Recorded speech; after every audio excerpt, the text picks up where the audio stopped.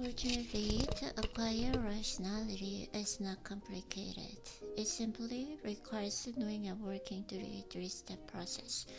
First, we must become aware of what we shall call low-grade irrationality. This is a function of continual moods and feelings that we experience in life below the level of consciousness.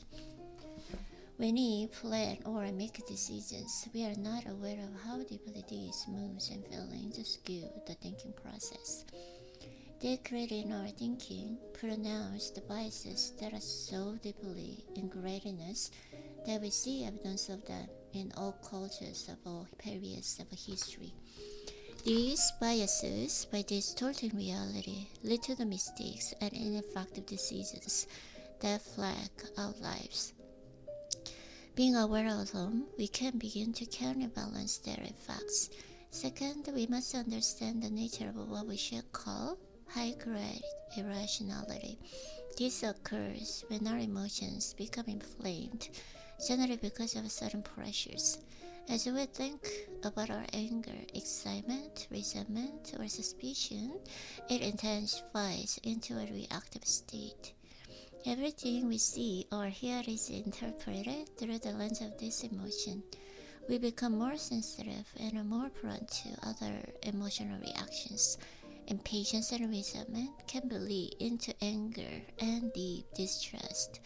These reactive states are what lead people in violence, to many obsessions, to uncontrollable greed, or to desire to control another person. This form of irrationality is the source of more acute problems, crises, conflicts, and disastrous decisions. Understanding how this type of irrationality operates can allow us to recognize the reactive state as it is happening and pull back before we do something we regret. Third, we need to enact certain strategies and exercises that will strengthen the thinking part of the brain and give it more power in the eternal struggle with our emotions.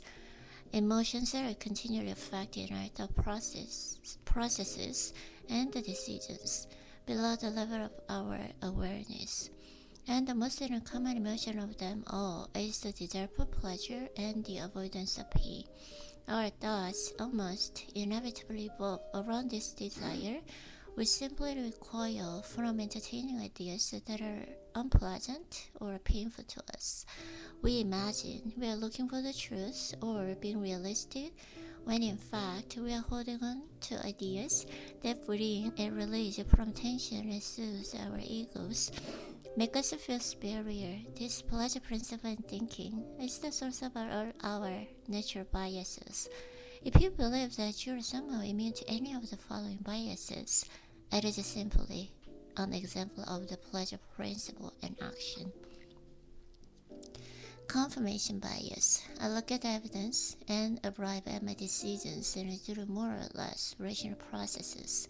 But because of the pleasure principle and its unconscious influence, we manage to find evidence that confirms what you want to believe. This is known as confirmation bias. In the end, people want to hear their own ideas and preferences and confirmed by an expert opinion that will interpret what you say in light of what they want to hear, and if your advice runs counter their desires, they will find some way to dismiss your opinion, your so-called expertise. The more powerful the person, the more they are subject to this form of the confirmation bias. When investigating confirmation bias in the world, take a look at theories that seem a little too good to be true. Conviction bias. I believe in this idea so strongly, it must be true. Those, on the other hand, who express nuances, whose tone is more hesitant, reveal weakness and self-doubt, they are probably lying, or so we think. These biases make us susceptible to salesmen or demagogues who display conviction as a way to convince and deceive. They know that people are hungry for entertainment, so they croak and they have truths with dramatic effects. Appearance bias. I understand the people as they would. I see them just as they are. We see people not as they are, but as they appear to us. And these appearances are usually misleading. First, the people have trained themselves in social situations to present the front that is appropriate and that will be judged positively. They seem to be in favor of novelist causes, always presenting themselves as hardworking and conscientious. We take these mass for reality. Second, we are frontful for the halo effect. When you see certain negative or positive qualities in a person, social accord is intelligence. Other positive or negative qualities are implied that fit with us. People who are good looking generally seem more trustworthy, particularly politicians. If a person is successful, we imagine they are probably also ethical, conscientious, and deserving of their good fortune. This obscures the fact that many people who have gotten ahead and have done so through less than moral actions, which they cleverly disguise from view. The group bias. My ideas are my own. I do not listen to the group. I'm not a conformist. We are social animals by nature. The feeling of isolation, of difference from the group, is depressing and terrifying. We experience a tremendous relief when we find others who think that is the same we do. In fact, we are motivated to take up ideas and opinions because they bring us this relief. We are unaware of this pull, and so imagine we have come to certain ideas and completely on our own. Yet few would have admit this influence under adult patterns. The blame bias. I learn from experience and mistakes. Mistakes and failures is the need to explain.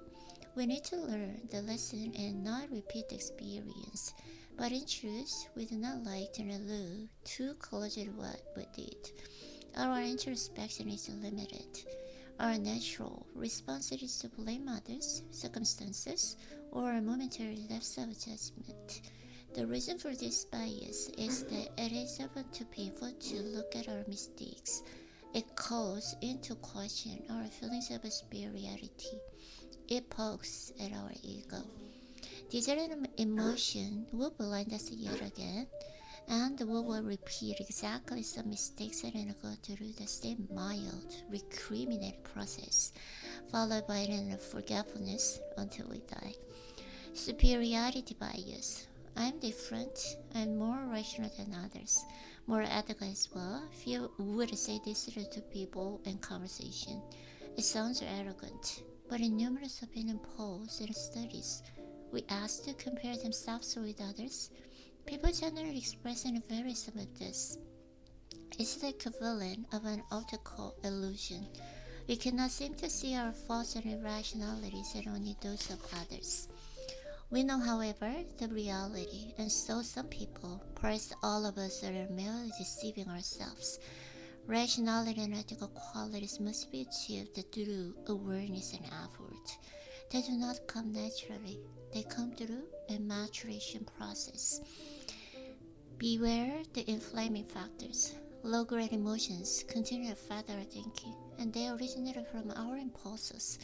For instance, the desire for pleasing and the comforting thoughts. High-grade emotion, however, comes at certain moments, reaches an explosive pitch, and is generally sparked by something external. A person who gets under our skin or particular circumstances, the level of arousal is higher and our attention is captured completely. The more we think about the emotion, the stronger it gets, which makes us focus even more on it, and so on and so forth. Our minds turn into the emotion, and everything reminds us of our anger or excitement. We become reactive because we are unable to bear the tension this brings. High-grade emotion usually culminates in some rash action with disastrous consequences. In the middle of such an attack, we feel possessed, as if in a second limbic stop has taken over. It is best to be aware of these factors so that you can stop the mind from tunneling and prevent the releasing action that you will always come to regret. You should also be aware of high-grade irrationality in others to either get out of their way or help bring them back to reality.